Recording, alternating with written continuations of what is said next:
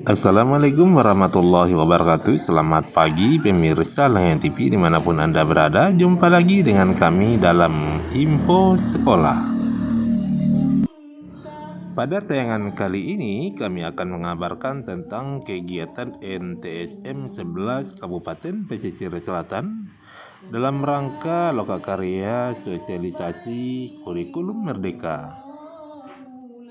Apa itu kurikulum merdeka? Nanti akan kita bahas setelah yang satu ini. Kami harapkan pemirsa Lengan TV untuk menonton video ini sampai habis agar jangan gagal paham.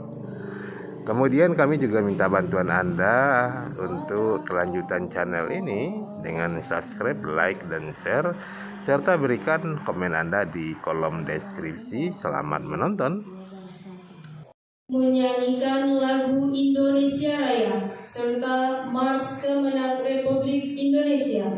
Dalam hal ini yang akan dipimpin oleh Bapak Hendra SSN. Kepada hadirin dimohon untuk berdiri.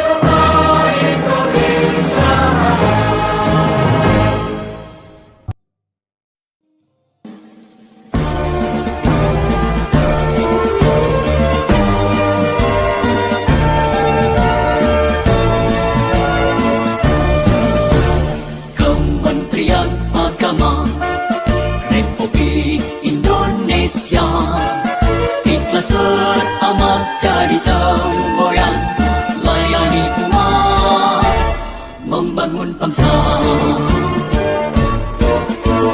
berkhidmat untuk umat dalam keberagaman, bersatu padu bergerak dan berkarya wujudkan negeri yang damai. Kementerian Agama Republik Indonesia ikhlas beramal jadi semboyan, layani umat membangun bangsa.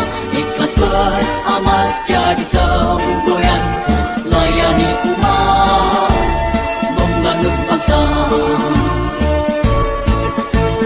Berkhidmat untuk umat dalam keberagaman, bersatu padu bergerak dan berkarya wujudkan negeri yang damai. Berkhidmat untuk umat, membina, membimbing dan mendidik, wujudkan masyarakat taat beragama, wujudkan masyarakat sejahtera lahir dan batin. Berkhidmat untuk umat, membina, membimbing dan mendidik, mantapkan kerukunan umat dan antar umat beragama, beramal ma'ruf nahi munkar, jalani kehidupan kehidupan. Hikmat untuk umat, untuk perdamaian, untuk Indonesia Jaya. Hikmat untuk umat, untuk perdamaian, untuk Indonesia Jaya. Berhikmat untuk umat, membina, membimbing dan mendidik. Wujudkan masyarakat taat beragama. Wujudkan masyarakat sejahtera lahir dan batin. Berhikmat untuk umat, membina, membimbing dan mendidik. Mantapkan kerukunan umat dan antar umat beragama. Beramal ma'ruf nahi munkar, jalani kehidupan. Hikmat untuk umat, untuk perdamaian, untuk Indonesia Jaya.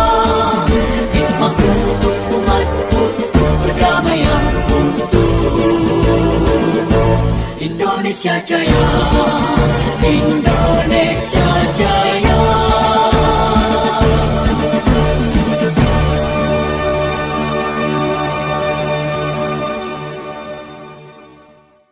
Bismillahirrahmanirrahim. Alhamdulillah rabbil alamin, wassalatu wassalamu ala asrafil anbiya'i wal mursalin wa ala alihi wa sahbihi ajma'in. Allahumma salli wa sallim ala sayyidina wa nabiyyina Muhammad sallallahu alaihi wasallam. Allahumma ighfir lana dzunubana wa li walidayna warhamna kama rabbayana shaghira wa li jamil muslimin wal muslimat wal mu'minin wal mu'minat ya Allah ya rabbal alamin. Ya Allah, ya Tuhan kami, pada pagi hari ini kami hadir di hadapan-Mu ya Allah. Kami yakin dan seyakin-yakinnya bahwasanya ilmu yang telah Kau titipkan kepada kami hanyalah sedikit ya Allah. Sehingga pada pagi hari ini kami berkumpul kembali dalam rangka menambah ilmu yang Engkau amanahkan kepada kami ya Allah, dalam acara Loka Karya pada pagi hari ini ya Allah. Ya Allah, ya Tuhanku, ampunilah dosa kami ya Allah, dosa kedua orang tua kami ya Allah, dosa para pemimpin kami ya Allah, sehingga kami dalam menjalankan kehidupan dunia ini ya Allah melalui jalan yang Engkau ridha ya Allah. Rabbana zalamna anfusana wa illam taghfir lana wa tarhamna lanakunanna minal khasirin. Rabbana atina fid dunya hasanatan wa fil akhirati hasanatan wa qina azabannar. Wa sallallahu ala sayyidina Muhammadin walhamdulillahi rabbil. Assalamualaikum warahmatullahi wabarakatuh.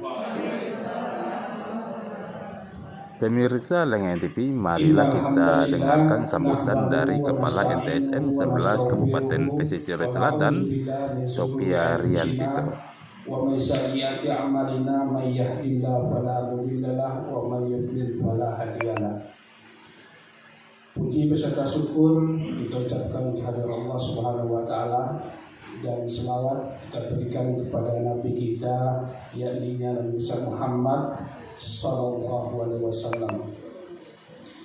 Yang sama kita hormati Bapak Kepala Kantor Kementerian Agama Kabupaten Pesisir Selatan, yakni Bapak Abraham MA yang hadir pada hari ini. Kemudian yang kita hormati Bapak Kasih Pendidikan Madrasah, Bapak Haji Sumardi SHG MPD. Kemudian yang kita hormati Bapak Pengawas kita, Bapak Yunizaldi SPD. Kemudian yang mulia narasumber kita, yaitu Bapak Dr. Haji Wan Nasir SHG MPD dari Balai Diklat Keagamaan Provinsi Sumatera Barat. Kemudian yang kita hormati Bapak Kaurus Bertawaka dan peserta workshop yang kita hormati, yang kami banggakan. Pertama-tama kami selaku pimpinan di madrasah ini mengucapkan selamat datang kepada tamu undangan kita sesuai dengan jadwal kehadiran. Alhamdulillah beliau sudah hadir bersama kita di madrasah yang kita cintai ini. Walaupun suasana madrasah kita kemarin tahun 2020 sudah ada renovasi Alhamdulillah baru ini yang bisa kita lakukan.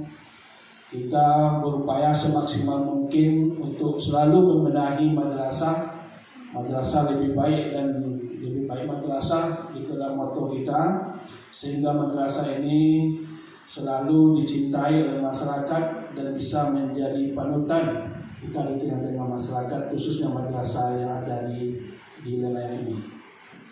Kemudian alhamdulillah juga pada tahun 2021 Bapak kita sudah diakreditasi, walaupun suasananya cukup sederhana, namun nilainya maksimal.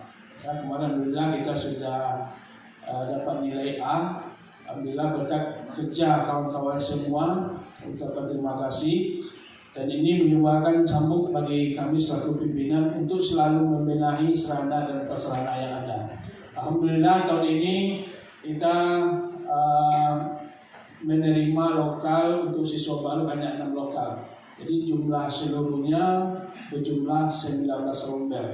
Jadi 18 yang ada, 1 baru darurat. Nah, itu keadaan kondisi sarana dan prasarana kita.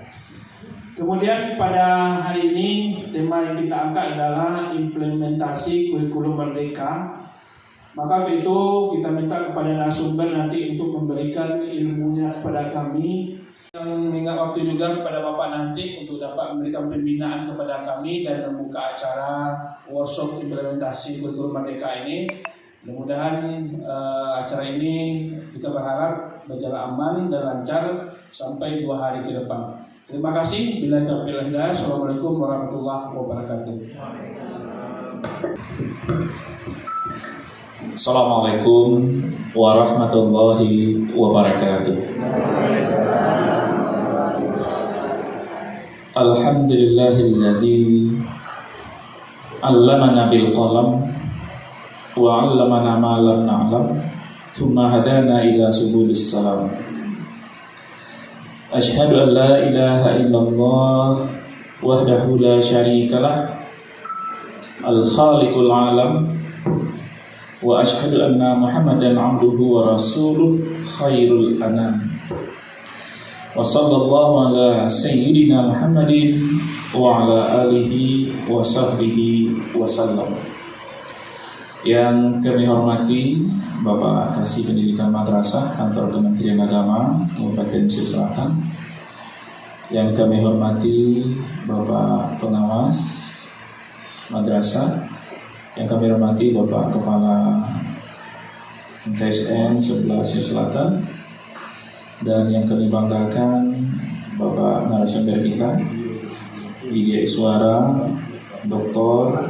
Haji Wan Nasir MA, teristimewa Wakil Kepala Bapak dan Ibu serta kawan-kawan semuanya, majelis guru, karyawan, karyawati, keluarga besar Madrasah Sanawiyah Negeri 11 Pesisir Selatan. Puji dan syukur kita persembahkan kehadiran Allah Subhanahu wa taala atas limpah nikmat yang Allah karuniakan untuk kita semua. Salawat dan salam kita mohonkan kepada Allah, kiranya selalu tercurah untuk junjungan kita Nabi Muhammad sallallahu alaihi wasallam, uswah hasanah, contoh dan teladan bagi kita semua. Bapak dan Ibu, pertama terima kasih atas kesempatan yang diberikan untuk bisa bertemu, bersilaturahim, bermuwajahah dan berinteraksi dengan Bapak Ibu semua, keluarga besar MTSN 11 Mesir Selatan. Pada kesempatan ini kita akan melaksanakan kegiatan workshop dengan tema yang saat ini sedang hangat dan populer, KURMER, Kurikulum Merdeka. Kita tidak perlu melihat ini sebagai sesuatu hal yang memberatkan, karena sesuai dengan katakan oleh Bapak Kepala Madrasah tadi, ini adalah sebuah kurikulum yang merupakan penyempurnaan sebelum ini kita punya K13. Kemudian ketika masa pandemi ada revisinya, sehingga kurikulum K13 itu berbasis COVID istilahnya. Nah, dan sekarang gabungan dari dua kurikulum itu akhirnya dimunculkan oleh Kementerian Pendidikan dan Kebudayaan, Riset dan Teknologi menjadi kurikulum merdeka. Apa sih kurikulum merdeka itu? Tentu nanti Bapak narasumber kita yang akan menyampaikan hal-hal yang seperti itu. Saya mungkin tidak akan banyak secara rinci berbicara tentang hal ini, karena juga bukan ahlinya di bidang kurikulum ini.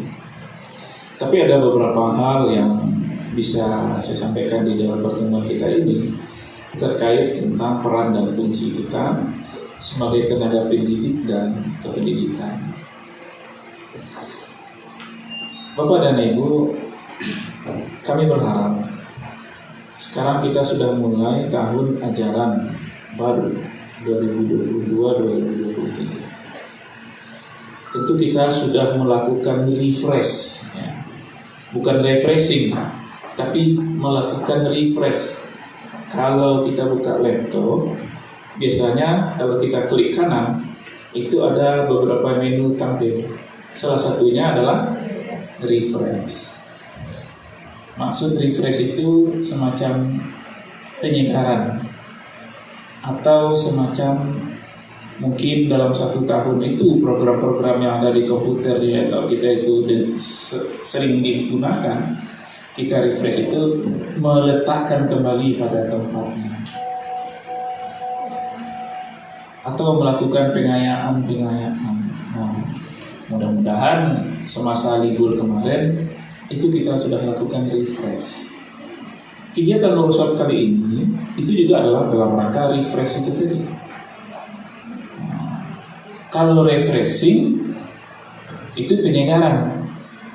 Biasanya refreshing ini identik dengan jalan-jalan atau hiburan dan sebagainya. Tapi kalau refresh itu penataan. Nah, mudah-mudahan itu sudah kita lakukan.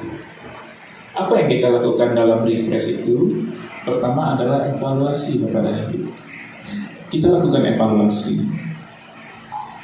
Kira-kira selama tahun pelajaran kemarin itu RPP yang kita bikin, perangkat pembelajaran yang kita siapkan, apakah maksimal atau belum? Itu kita lakukan. Kalau belum, letaknya di bagian mana yang rasanya perlu kita perbaiki. Nah, ini yang kita lakukan, evaluasi. Kemudian yang kedua, dalam rangka refresh itu juga adalah persiapan. Persiapan menatap dan menghadapi tahun ajaran baru. Apa yang kita lakukan? Kami yakin Pak Pengawas itu lebih paham. Perangkat pembelajarannya kita siapkan, RPP-nya kita tata kembali, kita siapkan, kita susun, dan hal-hal lain yang terkait dengan sarana prasarana pembelajaran yang akan kita lakukan. Kemudian dalam rangka refresh itu juga Bapak dan Ibu tentu menyiapkan tim. Kepala madrasah itu akan menyiapkan timnya untuk menghadapi tahun ajaran baru. Itu tim yang solid yang kita harapkan, dan tim solid ini nanti ujungnya menjadi super tim siap pakai. Itulah Bapak dan Ibu kira-kira refresh yang kita maksudkan tadi, ya. Ada ketentuan karena kita guru ini dianggap sebagai ASN, kemudian menerima sertifikasi dan tukin. Kenapa? Karena kita mengambil perbandingan kepada sekolah di tetangga kita, SMP, SD, ya, SMA, SMK, mereka libur. Kita tidak. Ternyata kita tidak diliburkan itu karena kita punya selisih tukin sebagai ASN. Tukin dan selisih tukin itu hanya dibayarkan kalau kita masuk dan bekerja di hari-hari kerja. Nah, itu dia. Itu yang kemarin itu dicarikan jalan keluarnya. Kawan-kawan ada mungkin yang sudah di luar pesisir selatan, bahkan sudah di luar Sumatera Barat. Nah, itu terpaksa kita pulang, masuk madrasah, masuk kantor, dan melaksanakan tugas-tugas persiapan pembelajaran. Nah, persiapan pembelajaran tadi itulah yang kita maknai dengan refresh tadi. Refreshingnya sudah beberapa hari, kembali ke kantor. Dan nanti kalau mau libur dikasih cuti. Tapi kalau cuti kami tidak mengajar bagaimana nanti data-data kami, simpatika dan segala macam. Nah, itu tentu sudah ada aturan yang mengatur tentang hal itu. Nah, kemudian Bapak dan Ibu, kita tinggalkanlah refresh itu, karena ternyata dengan refresh itu sebagian kita tidak merasa refreshing. Ya, tapi itulah memang yang harus kita lalui dan kita hadapi selaku seorang ASN. Kemudian yang kedua, Bapak dan Ibu, sekarang ini masa-masanya disebut dengan masa milenial. Bapak dan Ibu semua adalah guru-guru milenial, walaupun tidak dalam usia milenial, tapi zaman dan orang yang akan kita hadapi itu adalah generasi-generasi. Dengan demikian kita pun juga harus bisa memahami dan bahkan berpikir dengan pola pikir milenial. Itu harus kita sesuaikan. Kurikulum Merdeka Belajar itu adalah kurikulum milenial. Walaupun tahun ini madrasah kita tidak masuk kepada madrasah pilot Merdeka Belajar, tapi tahun besok kabarnya itu berlaku secara umum. Jadi kita ada waktu 1 tahun mempersiapkan diri menerapkan kurikulum Merdeka Belajar itu.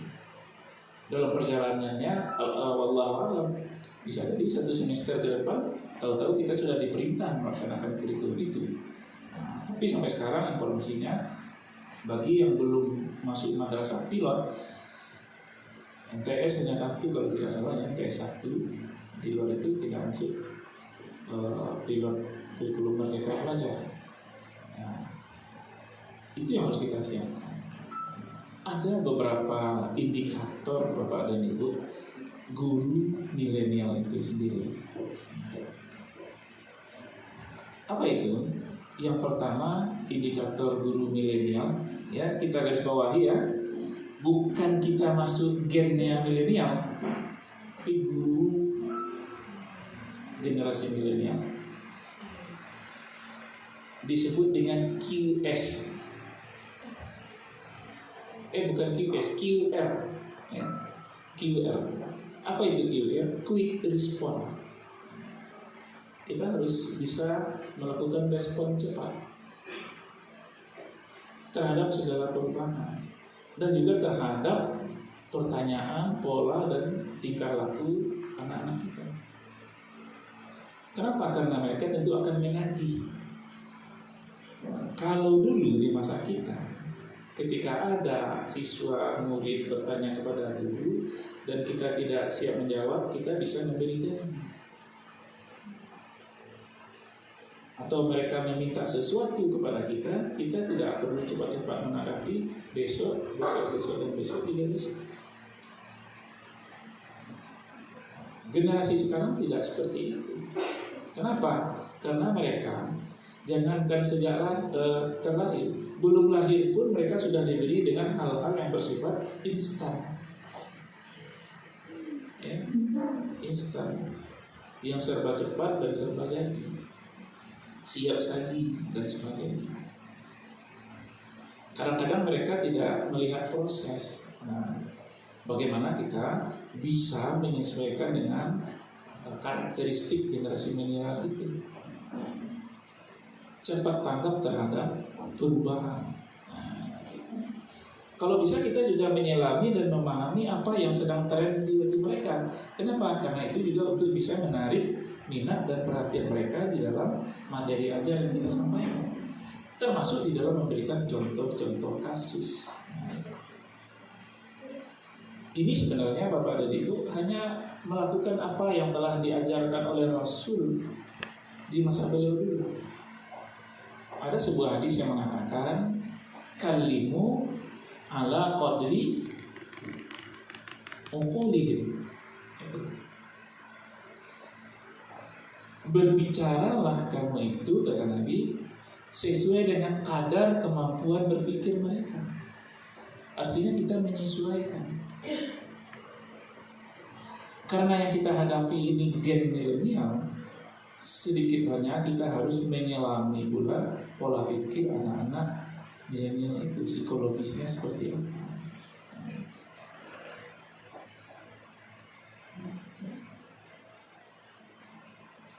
Untuk menarik minat mereka juga kita harus bisa bukan merendahkan level kita, tapi menyesuaikan ke dalam hal-hal yang tidak bagus. Contoh, sekarang yang tren itu kan drama Korea. Sedikit banyaknya kita juga bisa tahu musik-musik Korea itu tidak hanya di perkotaan Bapak dan Ibu, di kampung-kampung juga demam itu anak-anak kita.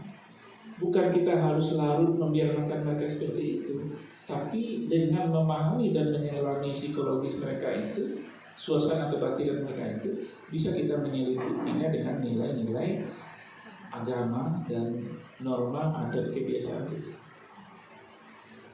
Kita harus cepat respon tentang itu. Kalau tidak, akan ada gap antara kita dengan mereka. Itu indikator yang pertama Bapak dan Ibu guru milenial, quick respon terhadap perubahan. Kemudian indikator yang kedua, menguasai teknologi informasi.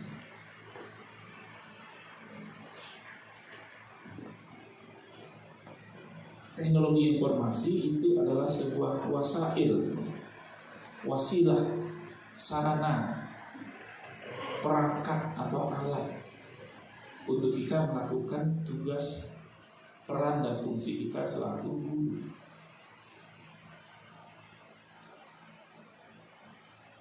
Jangankan untuk kepentingan kita mengajar Bapak dan Ibu, ternyata masih ada juga guru yang tidak bisa membuka simpatika.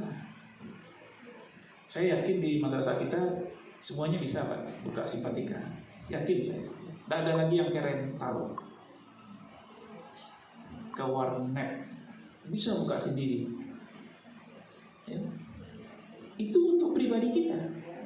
Ya. Kalau tidak bisa kita buka simpatika, tidak bisa kita akses akun kita, tidak bisa kita update data-data kita dan segala macamnya di simpatika, itu akan berdampak untuk personal kita. Apakah sertifikasi, apakah absen dan sebagainya. Untuk pribadi saja kita tidak mampu memanfaatkan teknologi informasi, apalagi kalau untuk sarana pembelajaran kepada siswa. Indikator utama yang kedua ini terus kita miliki dan kita kuasai, teknologi informasi.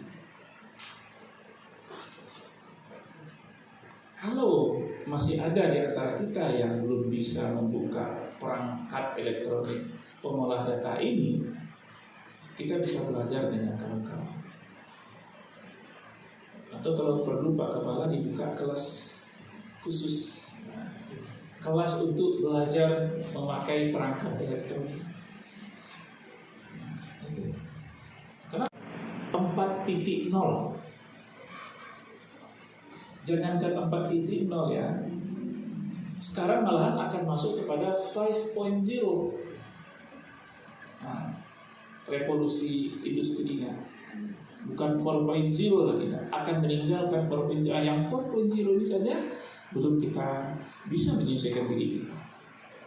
Masa sekarang kita sudah mulai. Kenapa? Materi-materi ajar banyak yang bisa kita akses melalui perangkat elektronik, mengupdate-nya. Nah, itu Bapak dan Ibu. Gen sekarang, milenial sekarang, mereka sangat adaptif terhadap perangkat-perangkat elektronik ini. Untuk memantau anak-anak segini, Bapak Ibu HP bagian. Nah, batu. Gimana ini anak jadi HP? Tidak ada dia ajar.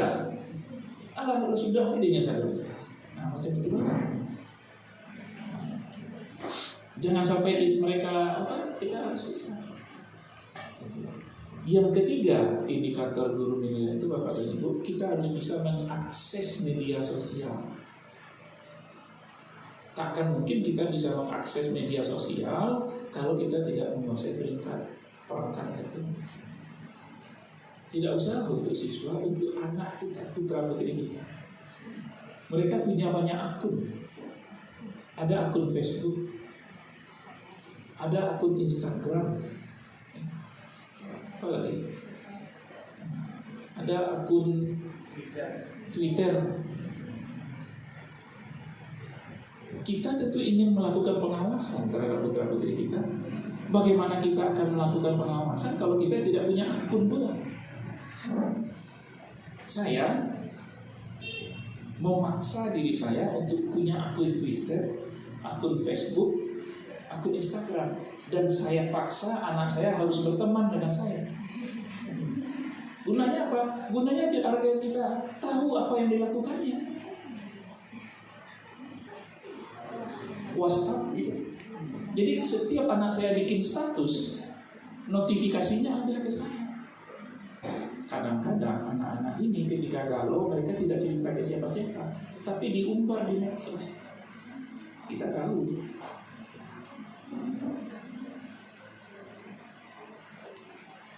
Ketika saya melepas anak saya masuk asrama kemarin, dia bikin di status, selamat tinggal kebebasan.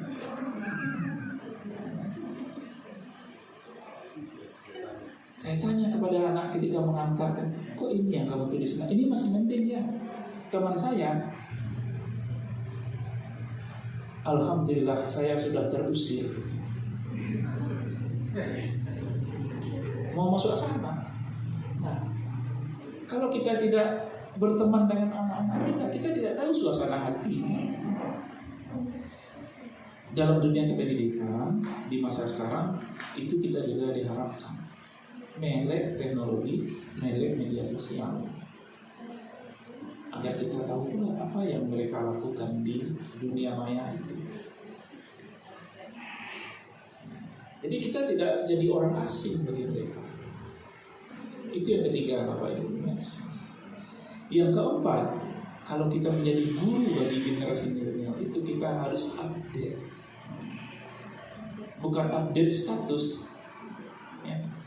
Update tentang segala macam informasi, berita, perubahan dan segala hal. Ya. Jangan sampai nanti anak-anak kita lebih paham kurikulum merdeka dari kita. Kenapa? Karena sekarang sangat mudah mengakses informasi itu di mana saja.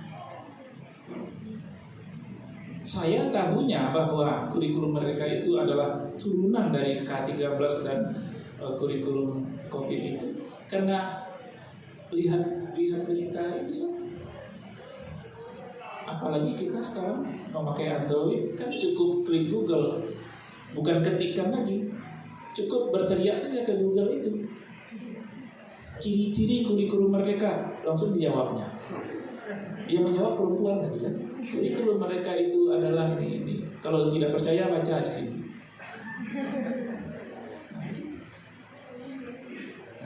Jangan sampai kita ketinggalan di situ. Kemudian yang kelima, indikator utama guru generasi milenial itu adalah sportif. Sportif. Selaku manusia tentu kita tidak sempurna. ketika ada kekeliruan kita akui secara gentle. Kalau mau harus minta maaf, kita minta maaf. Kalau kita tidak melakukan hal seperti ini, maka nilai kita di hadapan mereka akan runtuh.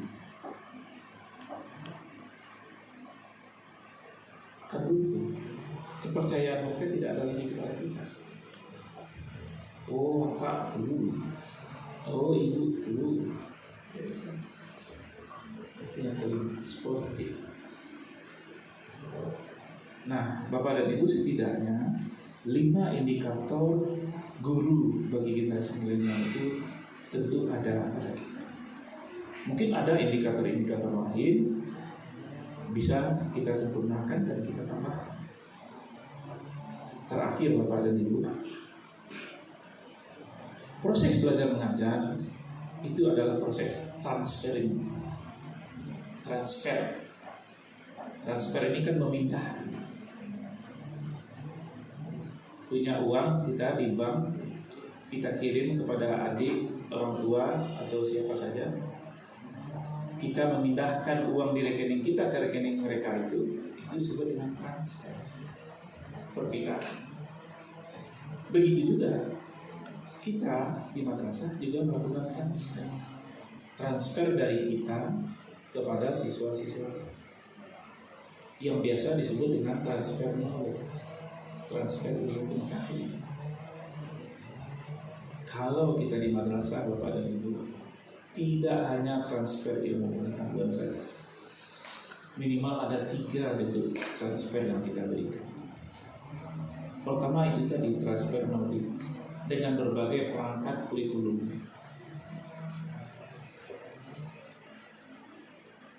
Dan itu sudah biasa kita lakukan, rutin. Yang kedua adalah transfer keteladanan. Itu dia. Kita menjadi teladan bagi siswa-siswa kita. Itu kalau kita di sekolah atau di madrasah. Performan kita itu akan diteladani oleh siswa, mulai dari pakaiannya. Jadi, dan transfer keteladanan ini tidak di madrasah. Di madrasah, Bapak dan Ibu, mungkin performan pakaian kita sudah baku, tapi di luar itu juga transfer keteladanan bagi siswa-siswi kita. Kita dapati siswi kita tidak memakai pakaian muslimah di luar madrasah.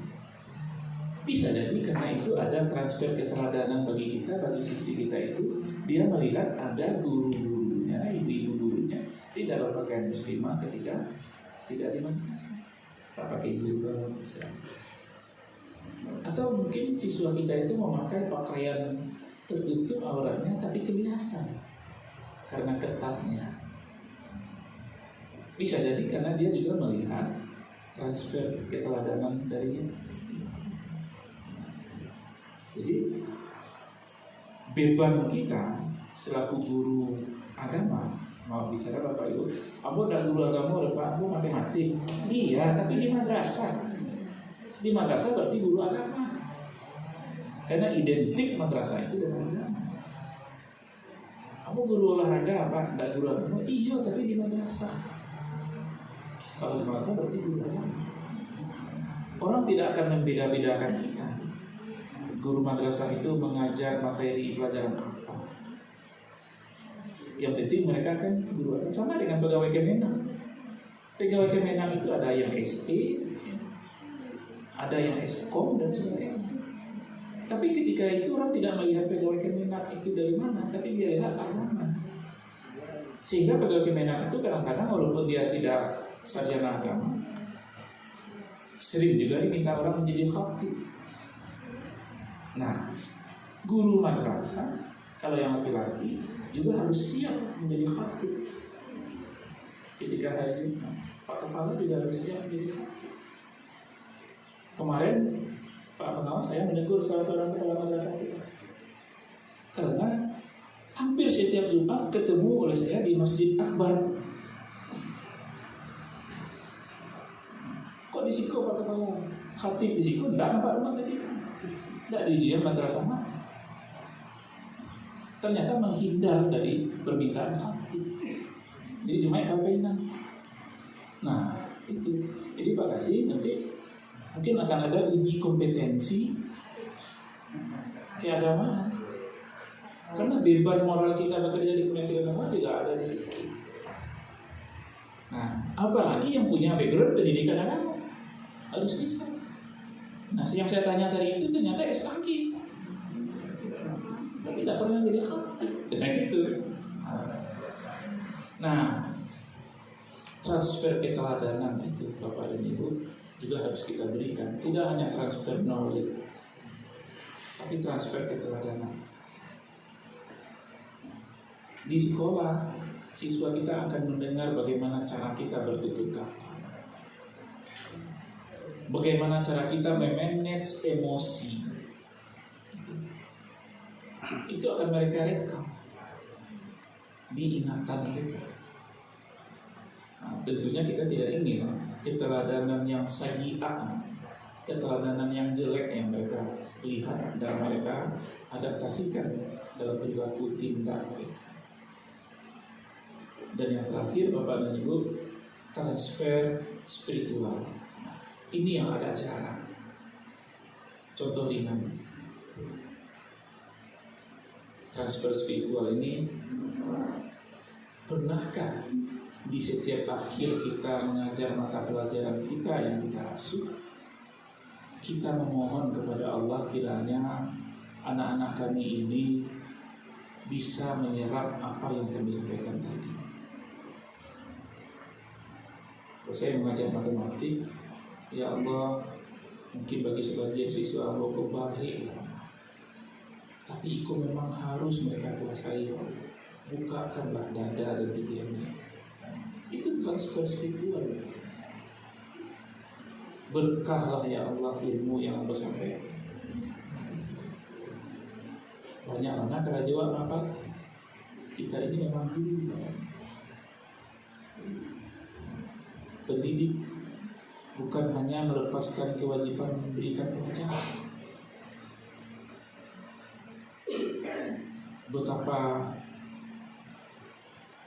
ademnya, nyamannya kita ketika apa yang kita lakukan dalam kelas itu diserap dengan maksimal oleh siswa, oleh anak-anak kita, dan mereka mendapatkan wajah yang puas dengan apa yang kita lakukan.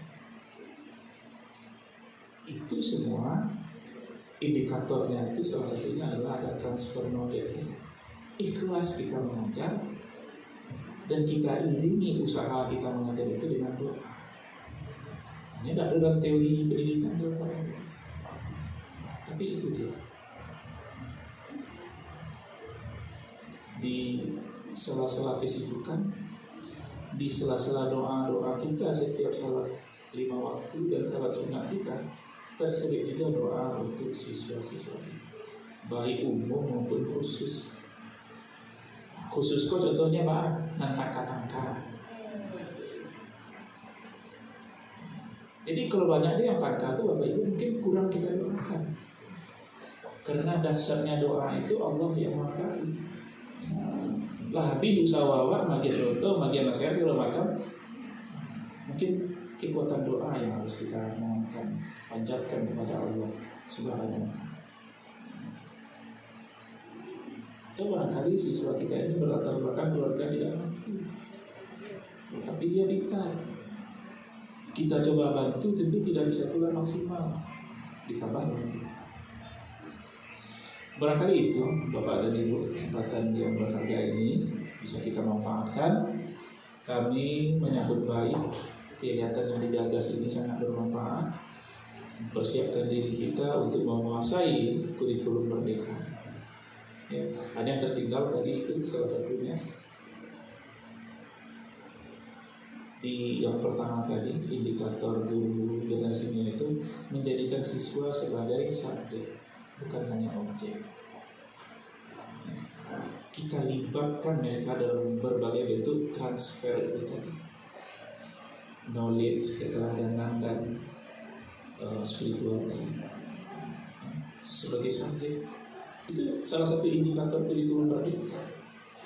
Kenapa? Karena ada sekat-sekat yang terluang dalam kurikulum itu yang bisa dimanfaatkan sebagai bahan dan waktu sarana media interaksi antara kita dengan siswa di luar mapel yang kita isi.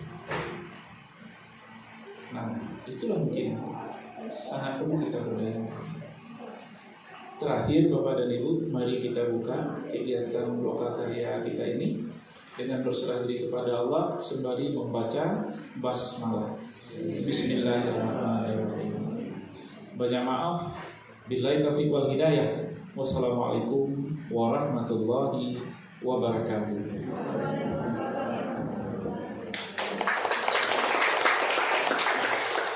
Baik, terima kasih banyak kita ucapkan kepada Bapak Kemenak kita. Baik, acara selanjutnya pengalungan kokarde peserta workshop secara simbolis kepada Bapak Sufa Burhasim SPD dan Bu Cici Sriana Putri SPD diharapkan untuk maju ke depan yang akan dikalungkan oleh Bapak kita, Bapak Kemenak. Kepada Bapak diharapkan untuk berdiri.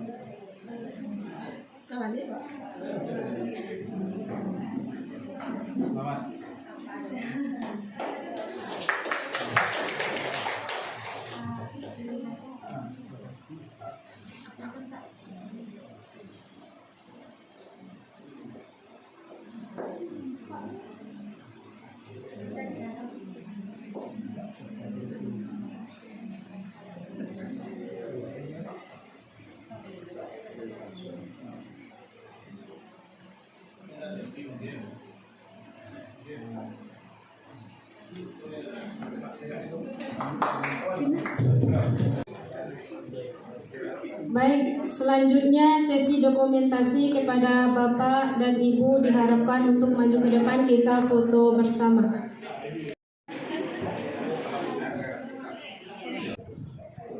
Kami selaku Kepala Kantor Kementerian Agama Kabupaten Aceh Selatan menyambut baik dan mengapresiasi kegiatan lokakarya yang dilaksanakan oleh PSN 11 Pesisir Selatan ini. Setidaknya ada beberapa hal penting yang bisa dihasilkan di dalam lokakarya ini. Yang pertama adalah melakukan evaluasi, mempersiapkan perbaikan-perbaikan jika dirasa ada hal-hal yang belum optimal di tahun ajaran sebelumnya, apakah itu perangkat pembelajaran, RBP, sarana prasarana, tenaga SDM, dan sebagainya. Kemudian yang kedua adalah menyusun perangkat-perangkat untuk menghadapi tahun ajaran baru, menyesuaikan dengan kondisi sosial yang berlaku. Lebih-lebih lagi sekarang sudah dicanangkan tentang kurikulum merdeka. Kemudian melalui kegiatan lokakarya ini kita juga bisa melakukan pengayaan SDM. Kita bisa mengundang narasumber-narasumber yang memiliki kompetensi sesuai dengan bidang tugas dalam dunia pendidikan ini. Serta yang ketiga, kita juga bisa melakukan penyusunan tim solid yang akhirnya kita harapkan menjadi super tim untuk bisa melaksanakan tugas, peran, dan fungsi tenaga pendidik dan pendidikan, terkhususnya di MPSN 11 Pesisir Selatan ini. Kami berharap melalui kegiatan ini akan bisa menyamakan langkah, persepsi, dan gerak kita. Pemirsa Lengan TV, selesai sudah sesi yang pertama dan kita akan berjumpa di sesi yang kedua. Tetap stay tune di Lengan TV. Assalamualaikum warahmatullahi wabarakatuh.